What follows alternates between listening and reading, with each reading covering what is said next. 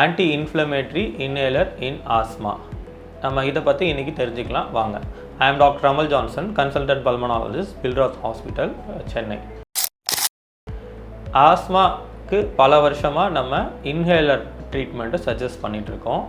ஆஸ்மான்றது ஒரு வீசிங் ப்ராப்ளம்ன்றதை தாண்டி மூச்சு குழாய் ஒருத்தருக்கு சுருங்குது. அதை நம்ம ப்ராங்கோ டைலேட்டர் அப்படின்ற இன்ஹேலரை கொடுத்து விரிவடைய வைக்கிறோம். ஆனால் இது உண்மையிலேயே ஒரு கிரானிக் இன்ஃப்ளமேட்டரி டிசீஸ், அதாவது மூச்சு குழாய்களில் ஏற்படக்கூடிய நாள்பட்ட ஒரு அழற்சி. ஸோ மூச்சு குழாய் இதனால் ரொம்பவே சென்சிட்டிவ் ஆகி வெளியிலிருந்து தூசி, புகை, மாசு, கிளைமேட் சேஞ்ச், ஒரு வைரல் இன்ஃபெக்ஷன், ஒரு எக்ஸசைஸ் இது பண்ணும்போது அந்த மூச்சு குழாய் சுருங்கி அந்த பர்சனுக்கு வீசிங் வரும்.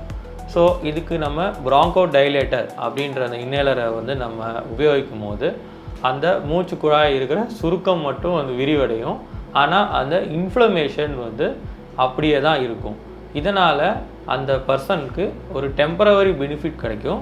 ஆனால் நாளடைவில் அந்த பாதிப்பு அதிகமாகிட்டே போய் ஒரு நாள் சிவியர் ஆஸ்மா அட்டாக், ஹாஸ்பிட்டலுக்கு எமர்ஜென்சி வர்றது, அட்மிஷன் ஆகிறது, நெபுலைசேஷன் வைக்கிறது, இந்த ஐசியூவில் அட்மிட் ஆகிறது, இந்த மாதிரி விஷயங்கள்லாம் கொஞ்ச நாளில் நடக்கிறதுக்கு நிறையாவே வாய்ப்பு இருக்குது.